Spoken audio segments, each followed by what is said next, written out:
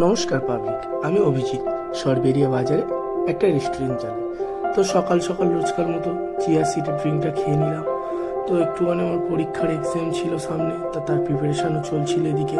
তো তারপর চলে গেলাম জিমের উদ্দেশ্যে, বাইকটা নিয়ে জিমে চলে গেলাম। তারপর জিমে গিয়ে একটু ওয়ার্ম আপ করছিলাম, যেহেতু আজকে আমার পুশ ডে ছিল। তো আজকে সেই মতোই বেঞ্চ প্রেসটা প্রথম দিয়ে শুরু করলাম।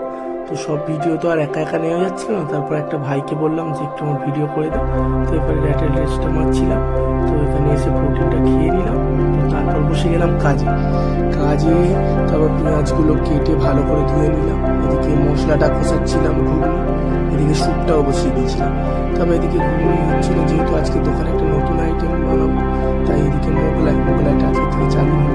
তো মোগলাইটা এদিকে বানাচ্ছিলাম, দুধটাও আলুটা তৈরি, বেশ দারুণ দেখতে লাগছিল। আর একটা নতুন